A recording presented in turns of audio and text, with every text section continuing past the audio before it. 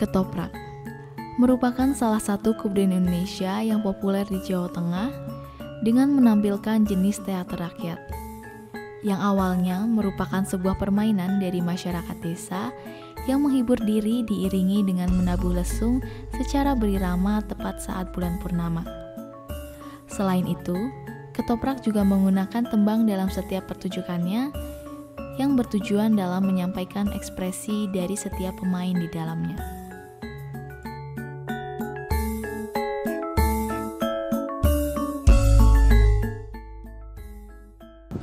Perkenalkan, saya nama Sukrisman Wirya Atmaja. Alamat RT 2 RW 1 Desa Kadungmuter, Banyumas, sebagai pemerhati seni dan budaya.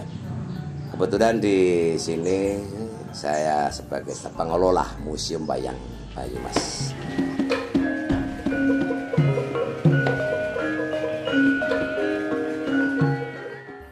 Ketoprak keunikan yang menarik di situ, setiap pemain harus bisa mengeluarkan skillnya sendiri-sendiri.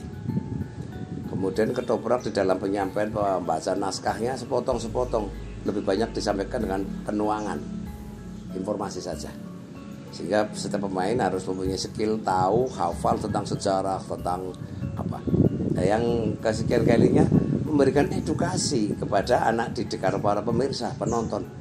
Oh, dulu waktu itu Banyumas seperti ini, oh Pajang seperti ini, Mataram seperti ini, karena ketoprak itu akan menjabarkan, menginformasikan tentang peranatan atau informasi tata negara, tentang kisah atau sejarah dalam perwayangan atau keadaan di Jawa pada tempo dulu. Itu.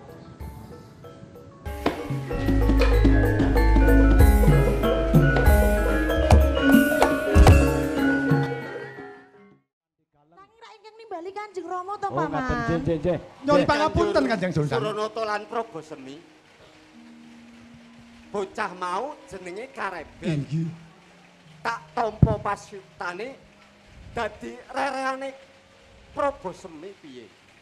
Namung nyumaga dhateng sedalem Kanjeng Sultan. Dadi manggalaning yuda prajurit ning rereane Probosemi piye Probosemi? Pangapunten. Piye? Kula biasane nek mulang bocah sing pinter-pinter. Ning nek Karebet kok bocah ketul, kula piyambak nun pangapunten ora sago Jeneng Sultan.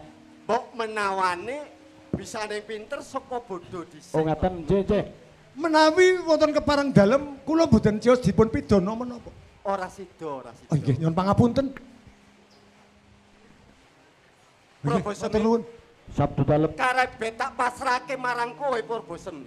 Karebet Inggih kula. kira aku. Sendika dawuh inggih. Mangga Rama. Ayo Nini. Nyuwun pangapunten Kanjeng Sultan. Muga iki.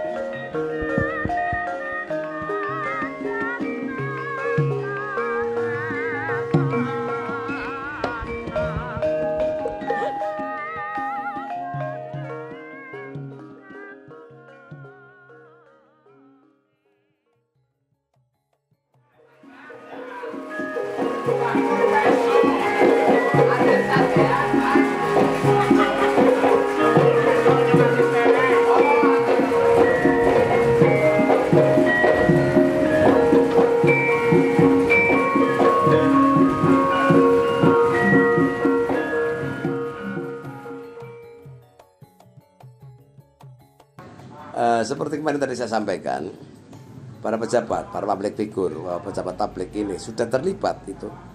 Bagaimana sih? Ternyata beliau itu juga care. Ternyata setelah beliau melaksanakan, oh jebulnya ketopraknya kepenak, jebulnya seperti ini. Nah, tentunya, tapi mereka masih tetap dilibatkan dalam peran-peran tertentu yang tentunya tidak memakai wos atau istilahnya naskah yang terlalu berat. Ini terkadang ada istilah wong Jowo ilang Jowo nih. Pun pangapunten sewu.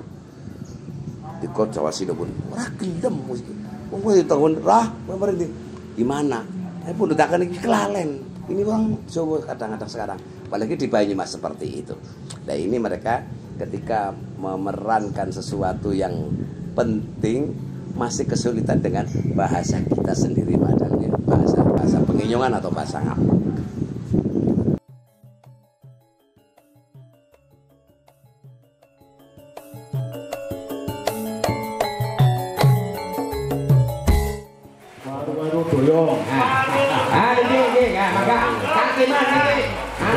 Profesor sing nyuwun.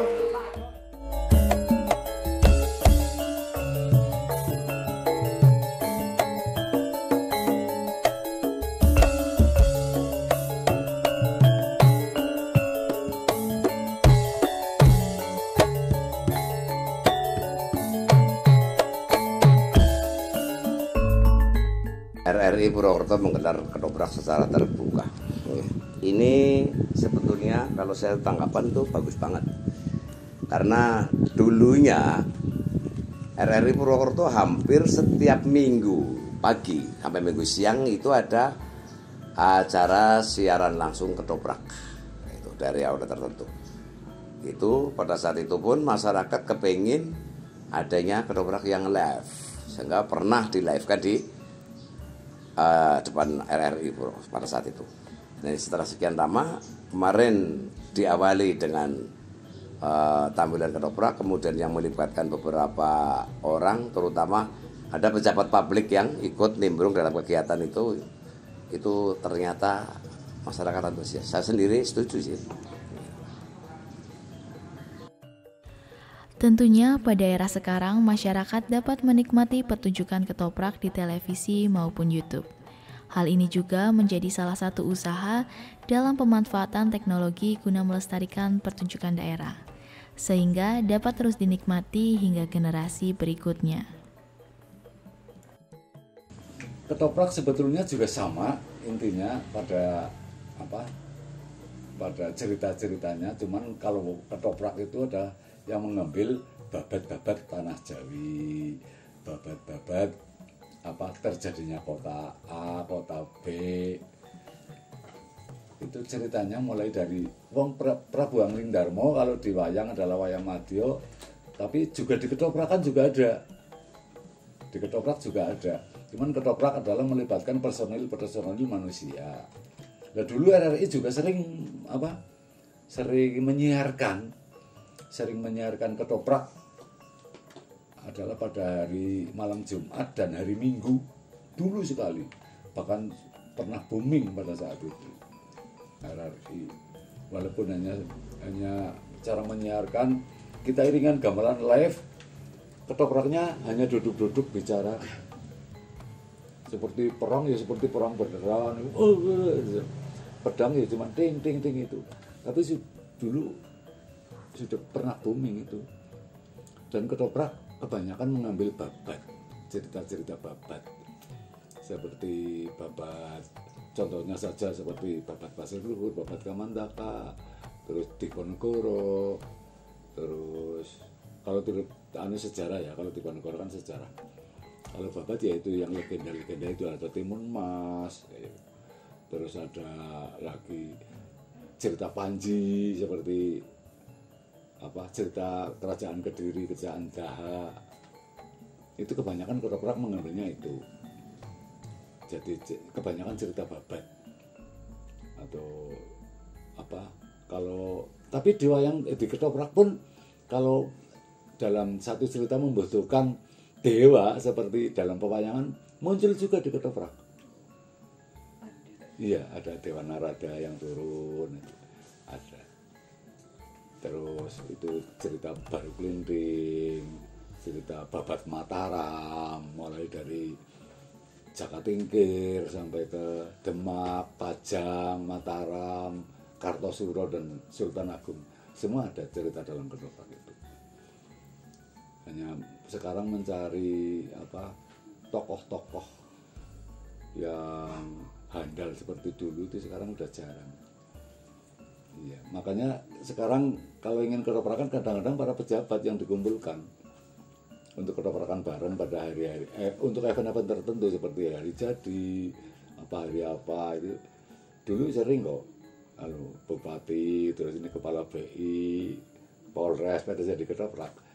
Tapi ya tetap kita memakai orang-orang profesi di luar itu untuk membuat untuk menjadi sutradara dan penaskahan tentang babat Banyumas, tentang babat-babat yang ada di Banyumas. Kebanyakan mengambil itu kalau kita pentas. Mungkin itu tentang ketoprak. Kalau ketoprak munculnya saya tahu yang dulu adalah Mataram. Mataram itu adalah didominasi oleh Jogja. Kalau itu Mas Dayat sama siapa ya tokohnya saya sudah kenal baik dulu. Sekarang udah wafat.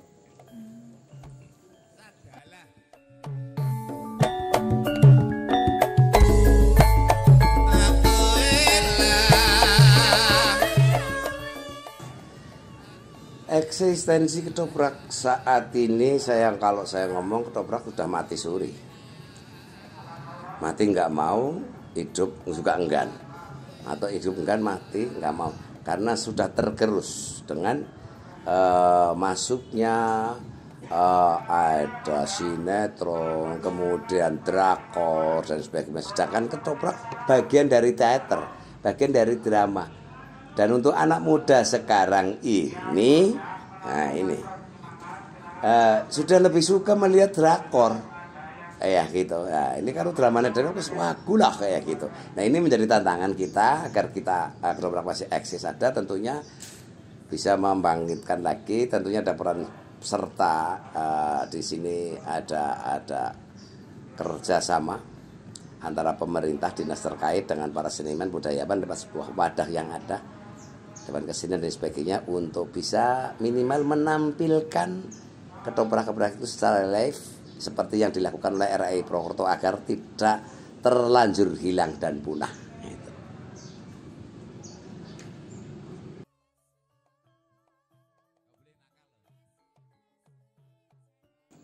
Jadi mulailah kalian menggali, kalau ingin melestarikan, mulailah menggali tentang cerita-cerita ketoprak, cerita-cerita tentang wayang kulit, apalagi ebek.